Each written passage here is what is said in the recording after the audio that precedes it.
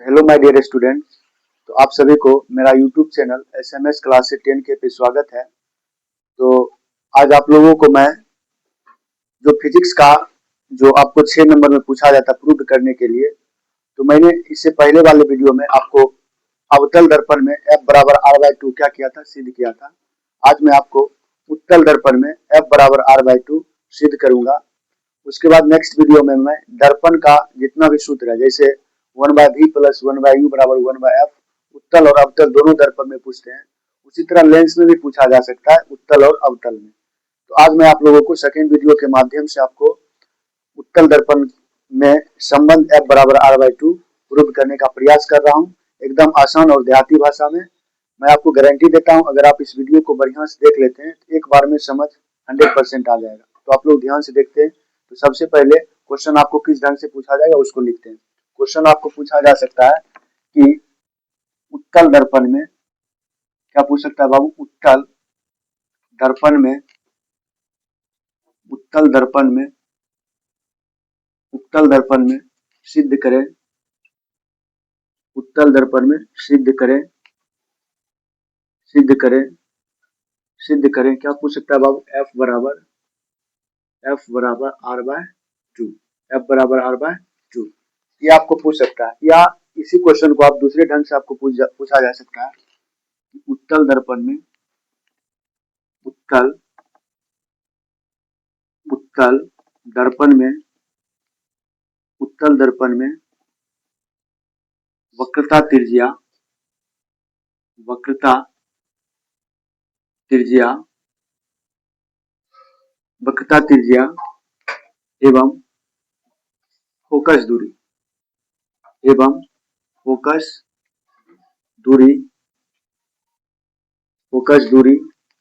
के बीच संबंध स्थापित करें, संबंध स्थापित करें, संबंध स्थापित करें। बाबू देखो, ये आपका क्वेश्चन पूछा जा सकता है, ठीक है, इस ढंग से। तो आपको कंफ्यूजन नहीं होना है, दोनों का मतलब एक ही होता है।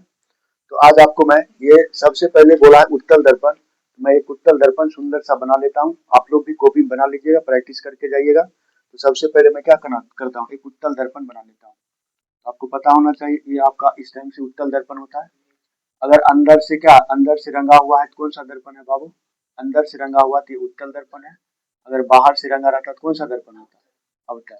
ये आपका क्या हो गया बाबू, ये आपका उत्तल दर्पण हो गया, ठीक है बाबू। और आपको पता होना चाहिए उत्तल दर्पण को बनाने से पहले, चाहे अवतल दर्पण को बनाने से पहले हम क्या करते हैं, एक मुख्य अक्ष या प्रधान अक्ष बीचों बीच खींचते हैं। तो सबसे पहले मैं क्या करता हूँ, एक यहाँ से इस टाइप से मैं क्या करता हूँ बाबू, सॉरी थोड़ा टेढ़ा हो गया, आप लोग सीधा बना लीजिएगा, ठीक है।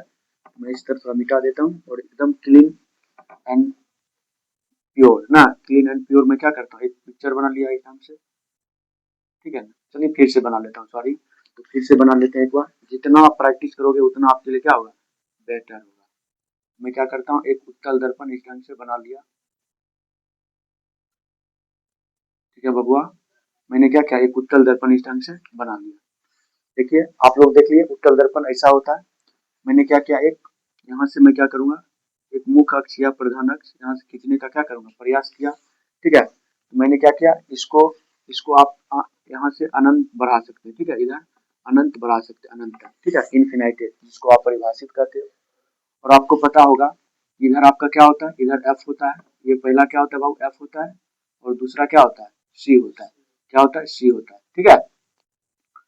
तो यहाँ पे आपको कहा जा रहा है कि अवतल दर्पण में जितने भी प्रतिबिंब बनते हैं, चाहे जितने भी किरण आते हैं, वो सब काल्पनिक होते हैं, ठीक है, वास्तविक नहीं होते। सबसे पहले मैं क्या किया, इसका नाम भी दे सकते हैं आप। यहाँ पे पी होता है, क्या होता है बाबू, पी होता है। यहाँ पे क्या होता है, पी, पी बोले तो ध्रुव, पी बोले तो बबुआ ध्रुव।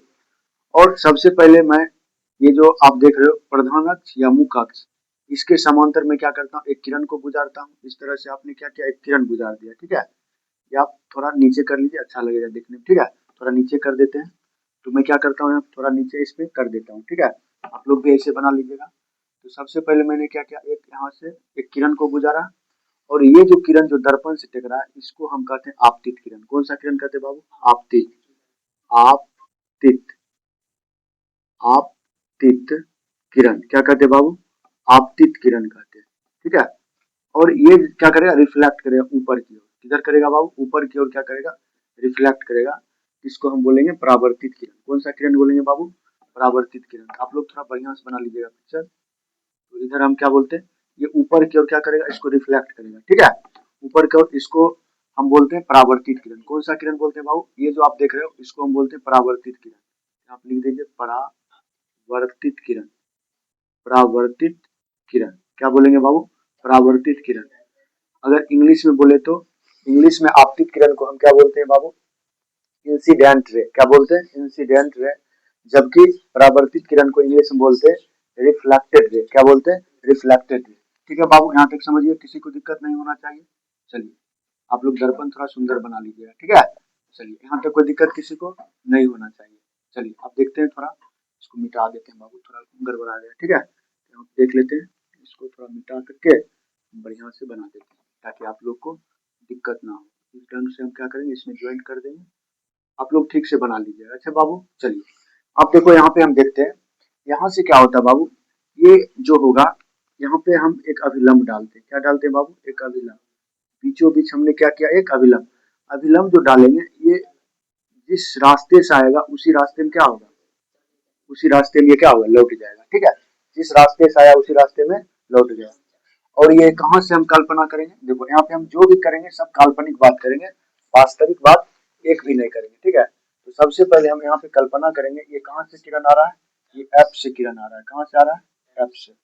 देखिए बाबू, ये कहाँ से किरण आ रहा है, ये एफ से किरण आ रहा है, ठीक है।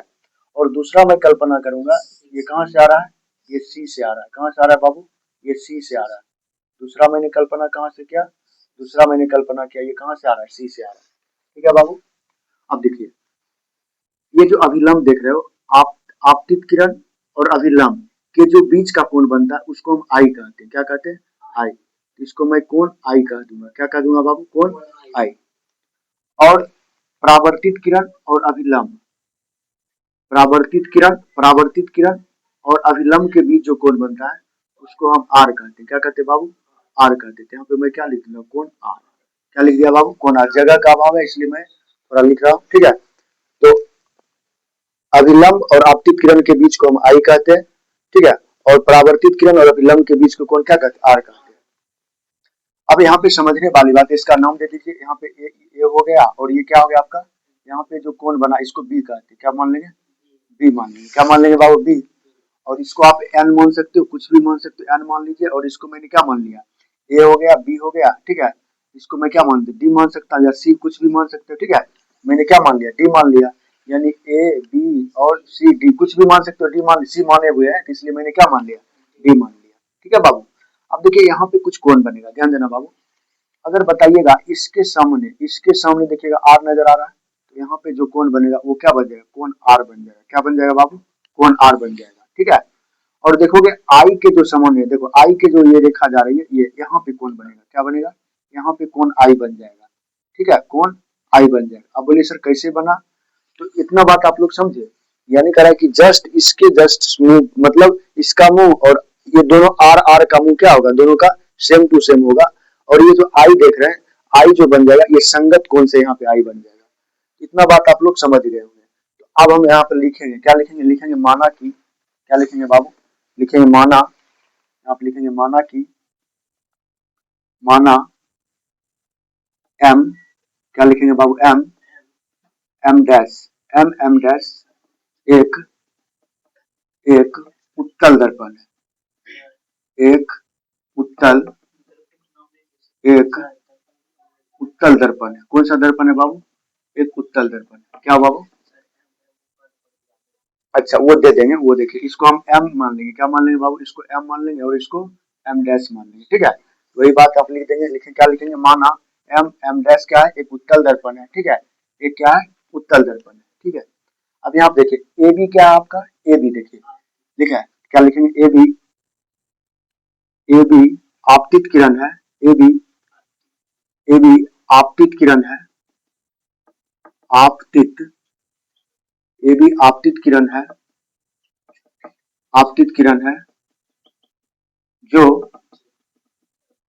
दर्पण से जो दर्पण से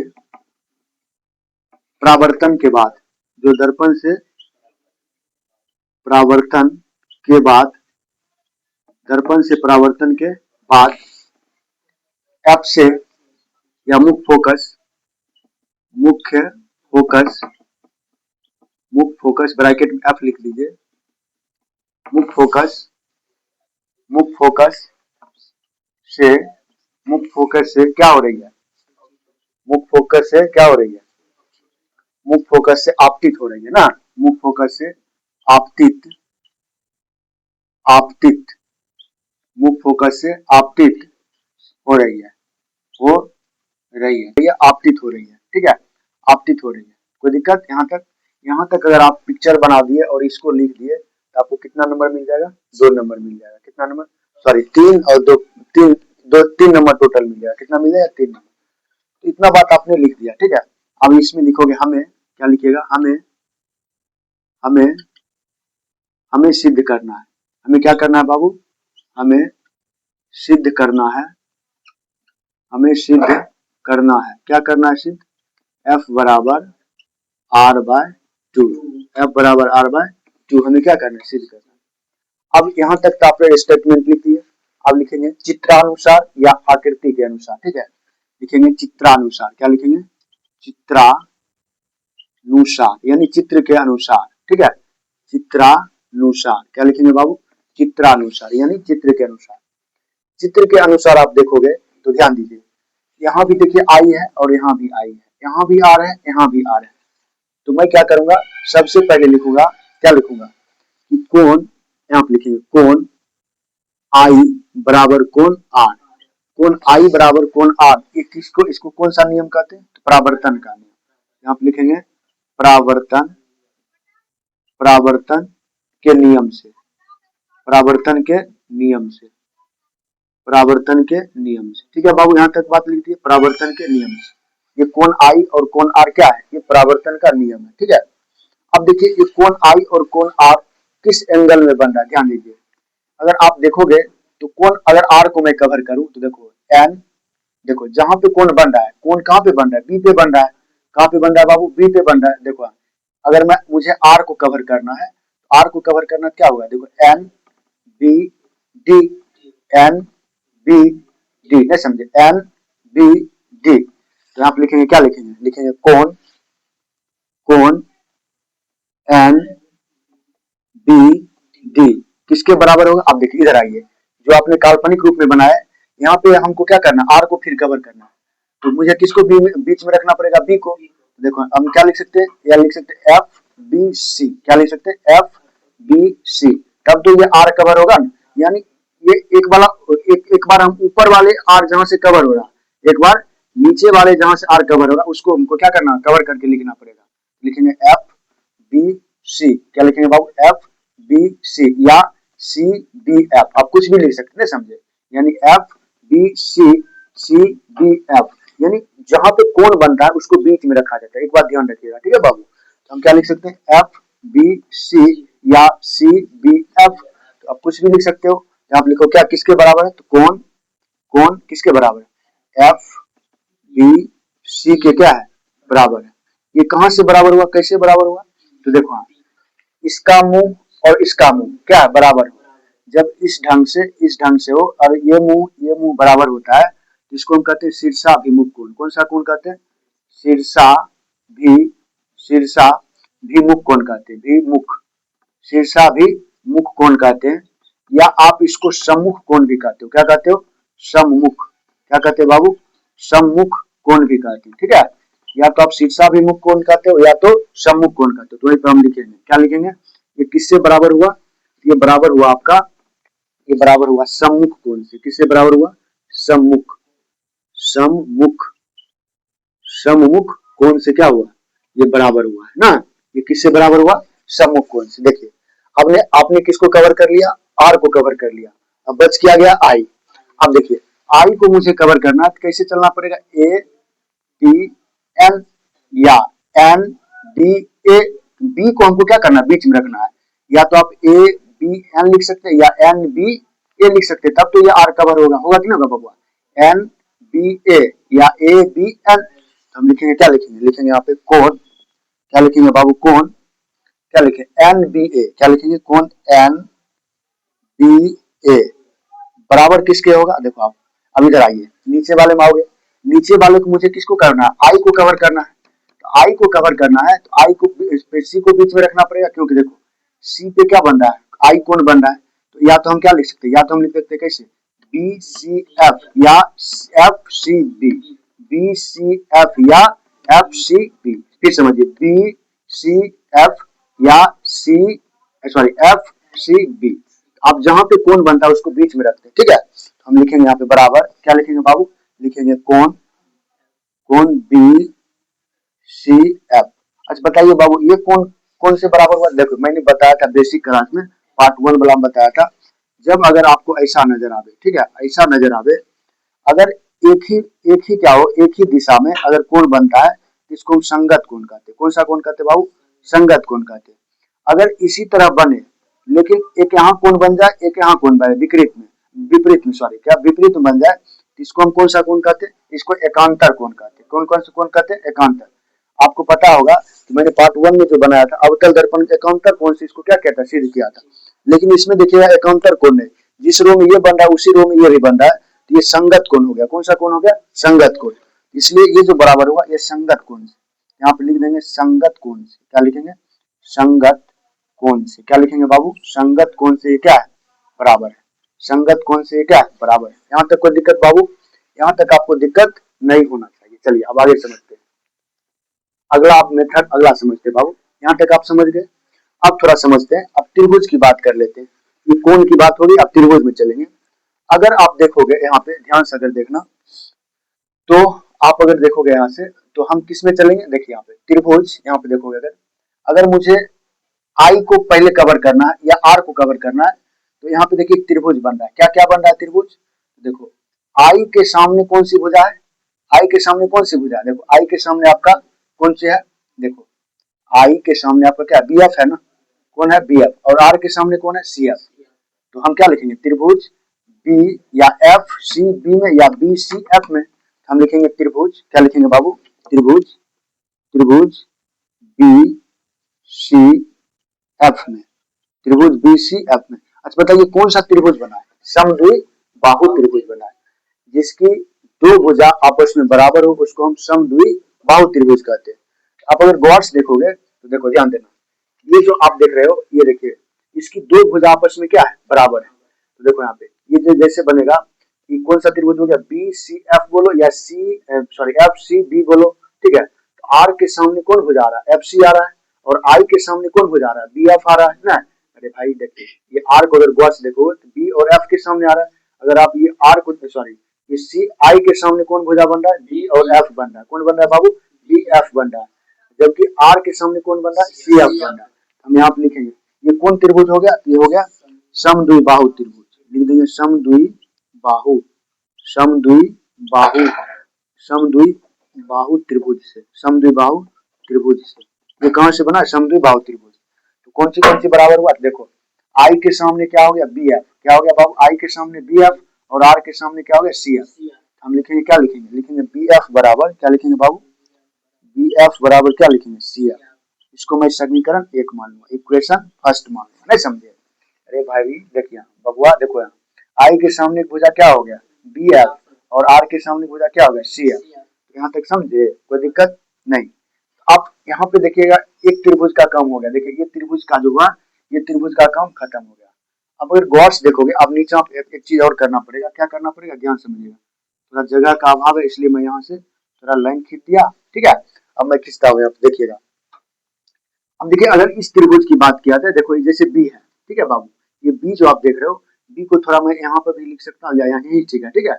अब देखो बाबू ध्यान देना, अब थोड़ा कल्पना कीजिए, ध्यान देना, अगर मैं बोलूं ये पी एफ, क्या बोलो बाबू ये पी एफ की दूरी, ठीक है, और बीपी की दूरी ना, यानी पी एफ की दूरी और बीपी की दूरी क्या आपस में बराबर है, अरे भाई जैसे ऐसे है, ऐसे देखिए इस तरह से है, इस तरह से, ठीक है, और इस तरह से, यहाँ पे आपका बी है और यहाँ पे पी है और यहाँ पे क्या है एफ, मैं बोलूंगा बाबू ये देखिएगा B F sorry P F और BP, क्या दोनों की दूरी बराबर है?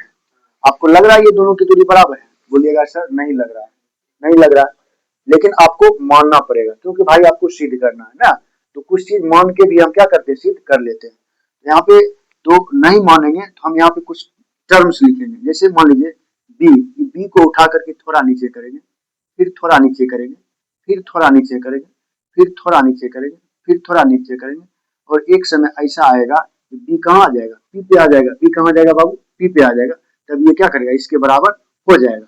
हम वही बात लिखेंगे, क्या लिखेंगे, लिखेंगे यहाँ पे जब, क्या लिखेंगे बाबू, लिखेंगे जब, क्या लिखेंगे, जब, जब बी, बी क्या लिखेंगे बाबू, जब बी, बी पी के, बी पी के काफी निकट हो, क्या लिखेंगे, काफी निकट हो, काफी निकट हो, तो बी कहाँ पे होगा, बी, बी, बी कहाँ पे होगा, बी, बी पी पर होगा। बी कहाँ पर होगा बाबू, बी पी पर होगा। बी कहाँ होगा बाबू, बी पी पर होगा। यहाँ पे कोई बच्चा को दिक्कत नहीं होना चाहिए। अरे भाई बी को थोड़ा नीचे लाए, फिर थोड़ा नीचे लाए, फिर थोड़ा नीचे लाए, फिर थोड़ा नीचे लाए, है समझे, फिर थोड़ा नीचे, एक समय ऐसा आएगा बी कहाँ आ जाएगा, पी पर आ जाएगा। वही बात मैंने लिखा, जब बी पी के काफी निकट हो तो बी पी पर होगा। बी कहाँ होगा, पी पर होगा। यहाँ तक किसी बच्चे को दिक्कत नहीं होना चाहिए। चलिए अब देखते हैं, जब ये काफी निकट हो गया हम देखिए त्रिभुज बन रहा है, क्या बन रहा है, बी पी एफ लिखेंगे, त्रिभुज, क्या लिखेंगे, त्रिभुज, त्रिभुज बी, क्या लिखेंगे बाबू, बी पी एफ में, त्रिभुज बी पी एफ में, त्रिभुज बी पी एफ में, त्रिभुज बी पी एफ में, बी पी एफ में चलेंगे। ध्यान दीजिए, देखो यहाँ पे हम ध्यान दीजिए, अगर आप देखोगे तो अगर मैं यहाँ पे आई बनाता हूँ तो इसके सामने ये हो जाएगा, अगर मैं यहाँ पे आर बनाता हूँ तो इसके सामने ये हो जाएगा। तो जो बी, ऐसे देखिएगा, जो आपका बीपी है वो पीएफ के क्या होगा, बराबर होगा। यानी पीएफ जो होगा, लिख देंगे पीएफ बराबर किसके होगा, बीपी के, किसके बराबर होगा, बीपी के, नहीं समझे। ये पीएफ जो है वो किसके बराबर है, बीपी के बराबर है। इसको मैं क्या मान लूंगा, समीकरण 2 मान लेंगे, क्या मान लेंगे, समीकरण 2, समीकरण क्या मान लेंगे, 2, ठीक है। आप यहाँ तक देखिए, समीकरण 1 समीकरण 2 मान लिया। अब लिखेंगे, अब क्या लिखेंगे, अब अब क्या करा है समझते हैं। अब देखिएगा, अगर मैं बोलूं बाबू आपको, जैसे देखिए एक रेखा दे दिया, ध्यान दीजिए, एक रेखा दे दिया इस ढंग से, और यहाँ पे मैंने मान लिया P, यहाँ पे मान लिया Q, और बीच में मान लिया R, क्या मान लिया R। आपको मैं बोलूंगा बाबू P से Q तक आपको जाना है, कहाँ जाना है, P से Q तक जाना है, तो आपको क्या करना पड़ेगा, बोलिएगा सर सबसे पहले मैं तो P से R जाऊंगा, क्या जाऊंगा, P से R जाऊंगा, और उसके बाद मुझे क्या जाना पड़ेगा, R से Q जाना पड़ेगा, R से कहाँ जाना पड़ेगा, Q। तब तो मैं क्या कहाँ पहुंचूंगा, P Q के पास पहुंचूंगा ना। आप यही बोलोगे, एक ही बार तो छलांग तो आप नहीं मार सकते हो। सबसे पहले आप क्या करोगे, P से R की दूरी तय करोगे, फिर क्या करोगे, R से Q की दूरी तय करोगे, तब तो आप कहाँ निकलोगे, P Q के पास जाओगे। वही बात देखिए, यही बात आपको यहाँ समझाते हैं, यहाँ समझना आप लोग, यहाँ पे आप लोग समझिएगा। मुझे P से कहाँ जाना है, मुझे P से C तक जाना है।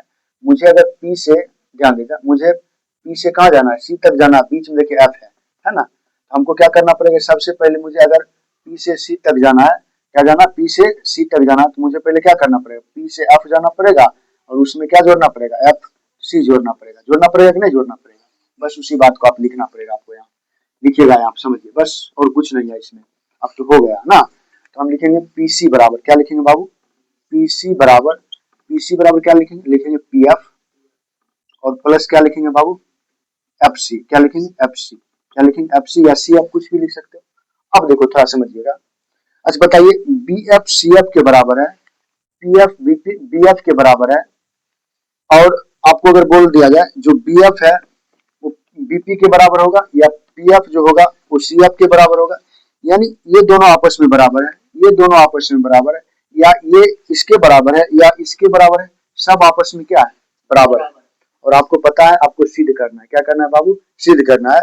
तो बताइए, ये सब आपस में बराबर है, तो इसके बदला ये लिखा जा सकता है, इसके बदला ये लिखा जा सकता है, इसके बदला ये लिखा जा सकता है, इसके बदला ये लिखा जा सकता है, या इसके बदला ये लिखा जा सकता है, इसके बदला ये लिखा जा सकता है, इसके बदला ये लिखा जा सकता है, इसके बदला ये लिखा जा सकता है, यानी सब का क्या है, दूरी बराबर है।